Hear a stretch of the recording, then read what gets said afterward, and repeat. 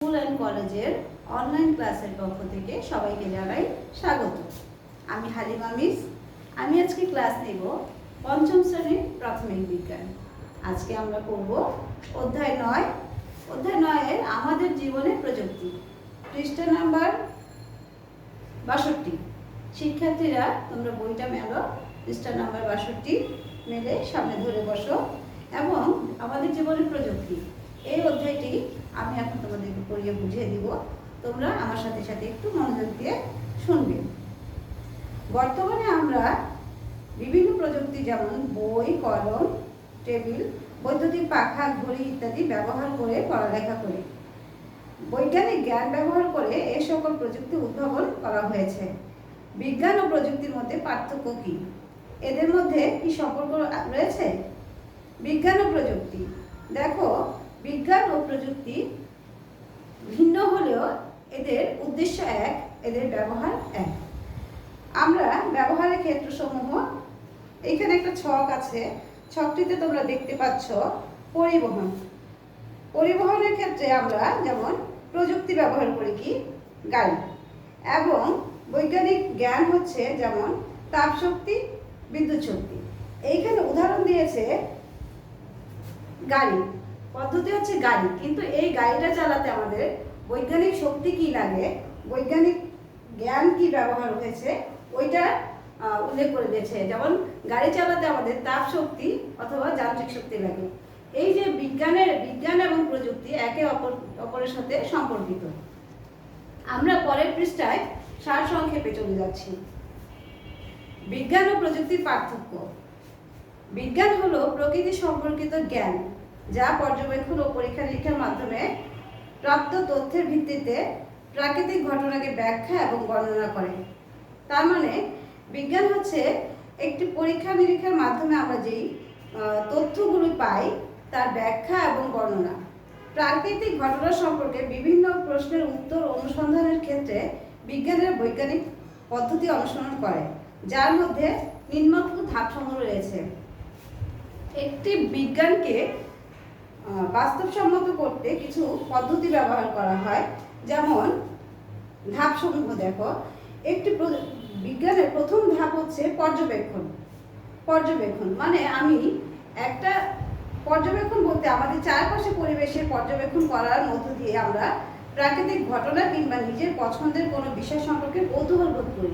মানে আমি একটা বস্তু নিয়ে কাজ করব, সেই বস্তুটাকে সিলেক্ট করাই হচ্ছে আমার এখানে পর্যবেক্ষণ। প্রশ্নকরণ, আমি যে জিনিসটা নিয়ে কাজ করব তার সম্পর্কে একটা প্রশ্ন আসতে পারে যে এটা কি হতে পারে, কেমন হতে পারে, এটা ফল কি হতে পারে, এটা নিয়ে কাজ করলে আমার ভালো কি হবে, খারাপ হবে, এটাকেই আমার মনে যে প্রশ্নটা তৈরি হবে সেটাকেই বলে প্রশ্নকরণ। অনুমান, অনুমান বলতে আমাদের ধারণা। আমরা যেমন একটা জিনিস নিয়ে কাজ করলাম, এটা ফলাফল কি হতে পারে, এটা কি ভালো হবে না খারাপ হবে, এই বিষয়টাকেই বলা হয় অনুমান। তারপর পরীক্ষণ, এই যে আমি একটা বস্তু নিয়ে কাজ করব সেইটাকে দিয়ে ভেঙে চুরে আবার নতুন করে তৈরি করা, এই যে আমি এটার ভিতরে কি আছে না আছে সবকিছু বিশ্লেষণ করে বের করা, এটাকে বলে পরীক্ষণ। সিদ্ধান্ত, এই যে আমি একটা বস্তু নিয়ে যখন আমি পরীক্ষা নিরীক্ষা করলাম, এটা থেকে আমি কি ফলাফল পেলাম, কি আমার কি হলো, বিষয়টা আমি কি বুঝতে পারলাম, সেটাকেই বলে। এইটা যে একটা ফাইনাল একটা সিদ্ধান্তে আসি, আমরা একটা কিছু ফলাফল পাই, সেটাকেই বলা হয় সিদ্ধান্ত। বিনিময়, বিনিময় হচ্ছে আমরা একজনের সাথে আরেকজনের তথ্য আদান প্রদানকে বলা হয় বিনিময়। আমি একটা বিষয় নিয়ে, আমি একটা বস্তু নিয়ে যখন পরীক্ষা নিরীক্ষা চালালাম, তখন এটা ফলাফল কি আসলো, ভালো খারাপ যাই হোক না কেন, আমি আরেকজনের সাথে এটা তথ্য বিনিময়, মত বিনিময়ের মাধ্যমে এটা আমি যে আলোচনাটা করব সেটাকেই বলা হয় বিনিময়। প্রযুক্তি, তারপরের অংশটি দেখো। প্রযুক্তি, প্রযুক্তি হলো আমাদের জীবনের বাস্তব সমস্যা সমাধানের জন্য বিজ্ঞানের ব্যবহারিক প্রয়োগ। মানে প্রযুক্তি হচ্ছে এমন একটা জিনিস যেটা আমরা আমাদের দৈনন্দিন জীবনে ব্যবহারের জন্য, সমস্যা সমাধানের জন্য যে বিজ্ঞানকে যেভাবে ব্যবহার করি তাকেই বলে প্রযুক্তি। প্রযুক্তি মানুষের জীবনের মানোন্নয়নে বিভিন্ন পণ্য, যন্ত্রপাতি এবং পদ্ধতি উদ্ভাবন করে। যেমন বৈজ্ঞানিকরা বিদ্যুৎ নিয়ে গবেষণা করে এ সম্পর্কে আমাদের ধারণা বা জ্ঞান সৃষ্টি করেছেন। এর বৈজ্ঞানিক জ্ঞান আবার ফ্রিজ, টেলিভিশন, মোবাইল এবং বৈদ্যুতিক বাতি উদ্ভাবনের কাজে লাগানো হয়েছে। বিজ্ঞান ও প্রযুক্তির সম্পর্ক, তোমরা পরের পৃষ্ঠায় চলে যাও, 64 নম্বর পৃষ্ঠায় চলে যাও। ওইখানে দেখো বিজ্ঞান ও প্রযুক্তির সম্পর্ক। বিজ্ঞান ও প্রযুক্তির উদ্দেশ্য ভিন্ন হলেও আমাদের জীবনে এদের গুরুত্বপূর্ণ ভূমিকা রয়েছে। বিজ্ঞান এবং প্রযুক্তি দুজনের উদ্দেশ্য যদি আলাদাও হয়ে থাকে, আমাদের জীবনে দুটারই গুরুত্বপূর্ণ ভূমিকা রয়েছে। এরা পরস্পরের সাথে নিবিড়ভাবে সম্পর্কিত। এদের উদ্দেশ্য ভিন্ন হলেও এরা একজনের সাথে আরেকজন নিবিড়ভাবে সম্পর্কিত রয়েছে। অতীতে বিজ্ঞান ও প্রযুক্তি সম্পর্কে এত নিবিড় ছিল না। বিজ্ঞানীরা প্রকৃতি নিয়ে গবেষণা করেছেন এবং বিভিন্ন ঘটনার ব্যাখ্যা দিয়েছেন। সেখানে ব্যবহারিক জীবনের সমস্যা সমাধানের কোনো উদ্দেশ্য ছিল না। তারা বিদ্যুৎ এবং আলোর মতো বিভিন্ন বৈজ্ঞানিক জ্ঞান আবিষ্কার করেছেন। অপরদিকে জীবনকে উন্নত করার লক্ষ্যে বাস্তব সমস্যা সমাধানের জন্য মানুষ প্রযুক্তির উদ্ভাবন করেছেন। তারা পাথরের হাতিয়ার, আগুন, পোশাক, ধাতব যন্ত্রপাতি এবং চাকার মতো সরল প্রযুক্তি উদ্ভাবন করেছেন।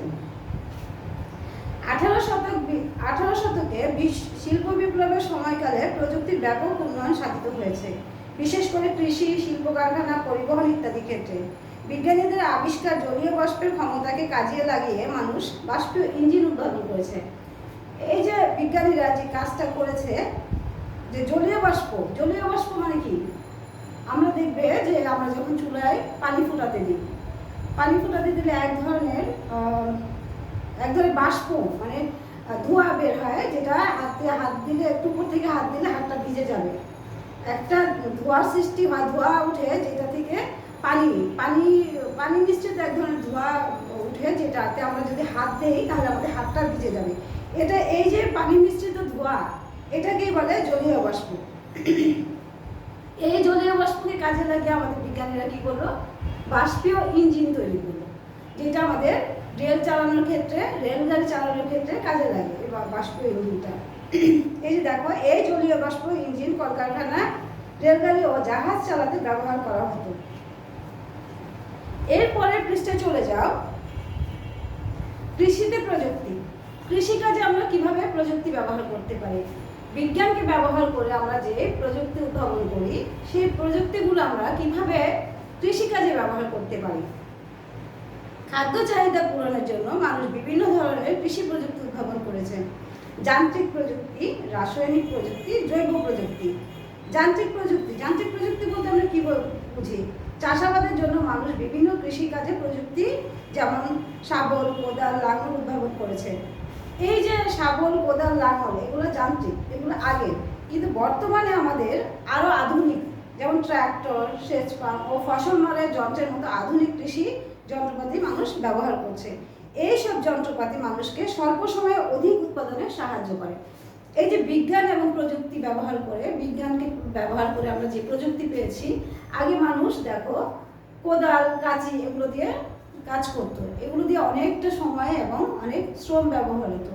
কিন্তু এখন যে আমাদের নতুন উদ্ভাবন এসেছে, ট্রাক্টর, পানির পাম্প, ধান মাড়াইয়ের মেশিন, এগুলোতে খুব অল্প সময়ে আমরা অনেক উৎপাদন বাড়াতে পারি, কিংবা অনেক সহজেই কাজটা করে ফেলতে পারি। রাসায়নিক প্রযুক্তি। বাড়তি উৎপাদনের জন্য অনেক ফসলে রাসায়নিক সার এবং কীটনাশক ব্যবহার করা হয়। রাসায়নিক সার উদ্ভিদের ভালো বৃদ্ধি এবং অধিক ফসল উৎপাদনে সহায়তা করে।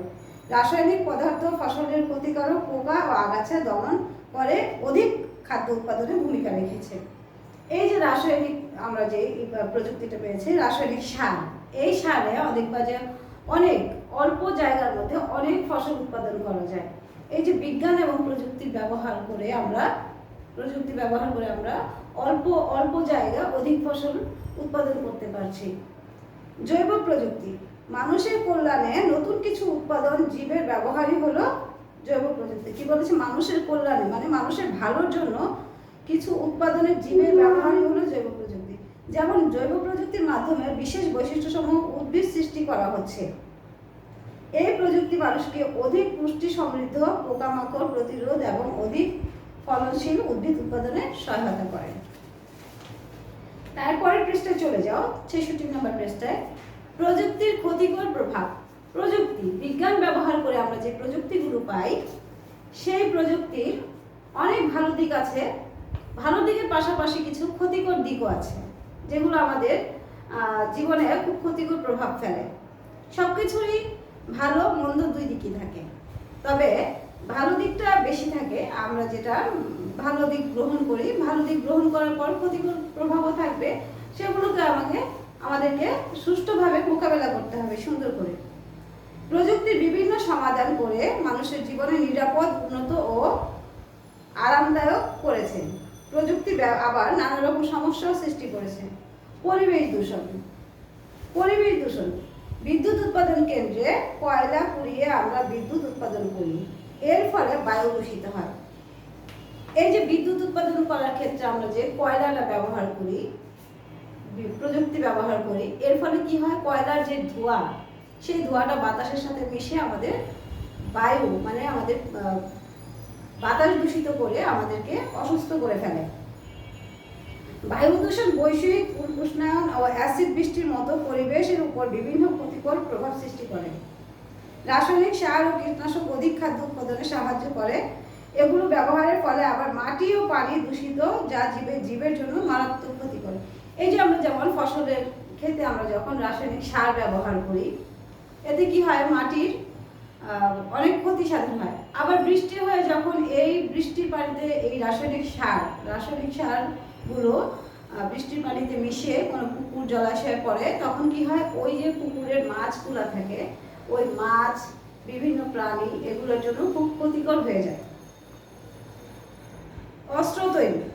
আধুনিক প্রযুক্তির সবচেয়ে ভয়াবহ প্রয়োগ হলো যুদ্ধের অস্ত্র তৈরি ও এর ব্যবহার, যেমন বন্দুক, বোমা, ট্যাঙ্ক ইত্যাদি।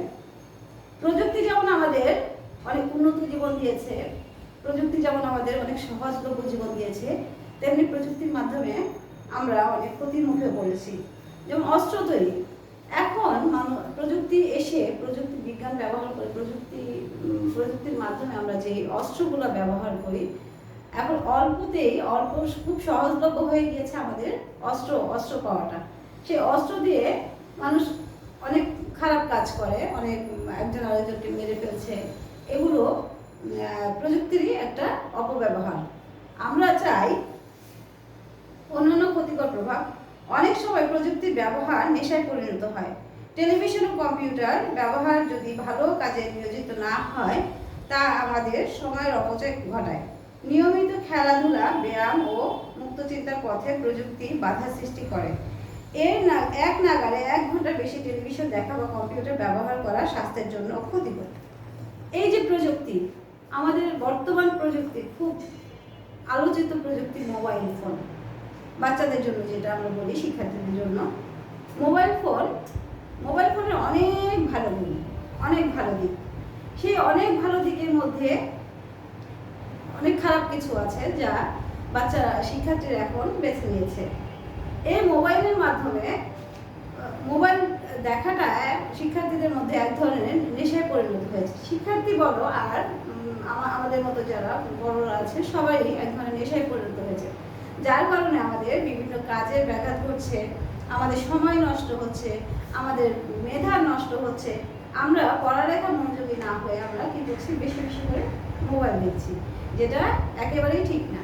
প্রযুক্তি আমাদের ভালোর দিকটাই বেশি, আমরা চাইবো প্রযুক্তির ভালোর দিকটা বেশি করে গ্রহণ করতে। সব কিছুরই ভালো খারাপ দুটোই থাকবে, কিন্তু তারপরেও আমাদেরকে ভালো দিকটাই বেশি করে বেছে নিতে হবে। আজকে আমরা এই বিজ্ঞান আমাদের জীবনে প্রযুক্তির অধ্যায় থেকে কিছু বহু নির্বাচনী প্রশ্ন বাছাই করে নিয়েছি, যেগুলো আমি এখন বলে দেখাবো, এবং শিক্ষার্থীরা তোমরা আমার সাথে পড়বে এবং এটা পোস্ট করে তোমরা সিডব্লিউ খাতায় তুলে নেবে। যেমন 1 নম্বর দেখো, বিজ্ঞান কি? বিজ্ঞান জ্ঞান, অনুমান নাকি ধারণা? 3টা অপশন আছে, আমরা যেটা বেছে নিব, সঠিক উত্তরটি বেছে নিব। বিজ্ঞান কি? বিজ্ঞান কি জ্ঞান, অনুমান নাকি ধারণা? তাহলে বিজ্ঞান হচ্ছে কি? জ্ঞান। বিজ্ঞানের আবিষ্কারগুলোকে আমরা কি বলি? বিজ্ঞানকে ব্যবহার ব্যবহার করে আমরা যে আবিষ্কারগুলো পাই তাকে কি বলি? জ্ঞান বলি, ইঞ্জিন নাকি প্রযুক্তি?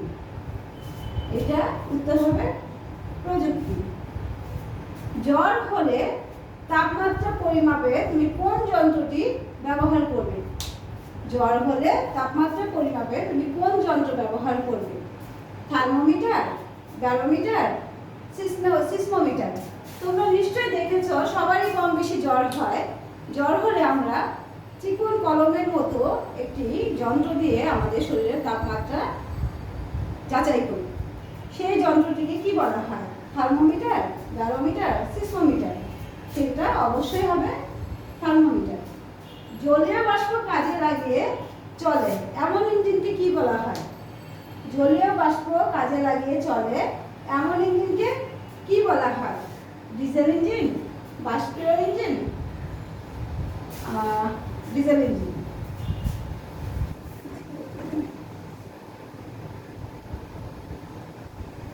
সরি, এটা হবে পেট্রোল ইঞ্জিন।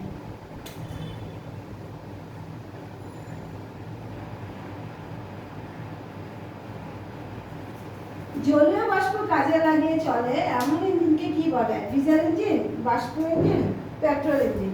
এটাকে অবশ্যই বলা হয় বাষ্পীয় ইঞ্জিন। তারপরে আমরা আরো কিছু প্রশ্ন দিব, যেগুলো আমি এখন লিখে দিব, তারপর তোমরা লিখে উঠাবে। এখন এই কয়েকটা তোমরা পোস্ট করে, মোবাইল স্ক্রিনটা পোস্ট করে এগুলো সিডব্লিউ কপিতে তুলে নাও।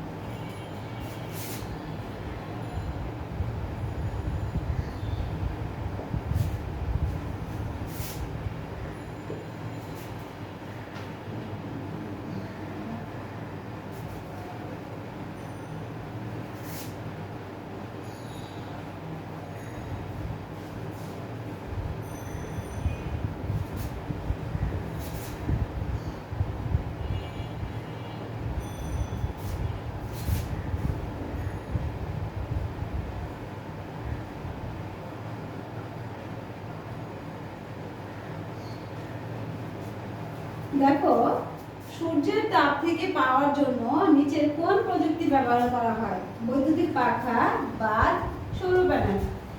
বর্তমানে আমাদের সূর্যের তাপ থেকে আমরা আলো সংরক্ষণ করি এক ধরনের প্যানেল আছে, যেটা তোমরা দেখেছো কিনা আমি জানি না। এখন গ্রামাঞ্চলে এটা বেশি দেখা যায় এবং শহরের অনেক ছাদের উপরে এই সৌর প্যানেলটি দেখা যায়। চার কোণা একটা বোর্ডের মতো, এরকম একটা বোর্ডের মতো, ছোট হয় বড় হয়। এগুলো সূর্যের দিকে তাক করে রাখলে আমাদের সূর্যের তাপ থেকে আমরা তাপ শক্তি সঞ্চয় করে রাখতে পারি। একে বলা হয় সৌর প্যানেল। তাহলে সূর্যের তাপ থেকে পাওয়ার জন্য নিচের কোন প্রযুক্তিটি ব্যবহার করা হয়? সেটি হবে সৌর প্যানেল।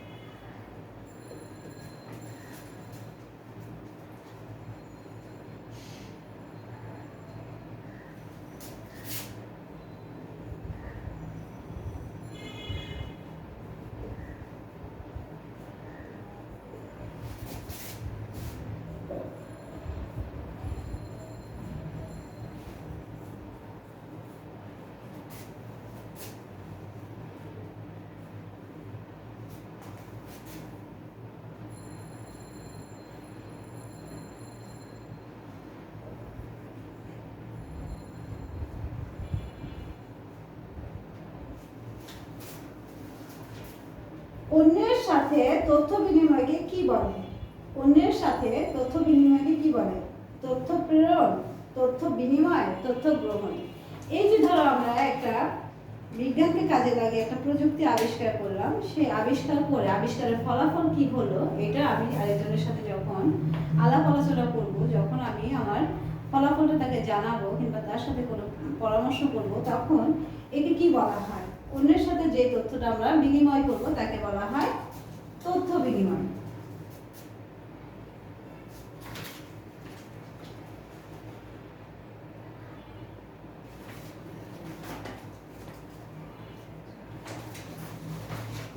প্রিয় শিক্ষার্থীরা, তোমরা এই বোর্ডের প্রশ্নগুলো এবং উত্তরগুলো মোবাইল স্ক্রিনটা পোজ করে তারপর সিডব্লিউ খাতায় তুলে নিবে এবং সেটা প্র্যাকটিস কপিতে প্র্যাকটিস করে তোমরা গ্রুপে সেন্ড করবে। আমরা সেই খাতাগুলো চেক করে দেখব এবং যদি কোনো সমস্যা থাকে তোমরা আমাদের সাথে আলোচনা করবে, গ্রুপে আলোচনা করবে, আমরা সেগুলোর সমাধান দেওয়ার চেষ্টা করব। প্রিয় শিক্ষার্থীরা আমার, এই যে অধ্যায় 9 আমাদের জীবনের প্রযুক্তি, তোমরা একটু ভালো করে রিডিং করবে, বোঝার চেষ্টা করবে এবং এর মধ্য থেকে তোমরা কি বুঝতে পেরেছো আমার সাথে সেটা শেয়ার করবে। আর এই যে আমরা পড়াগুলো দিলাম সেগুলো ভালো করে পড়ে নেবে। এখন ডায়েরিতে একটু লিখে দাও তোমরা।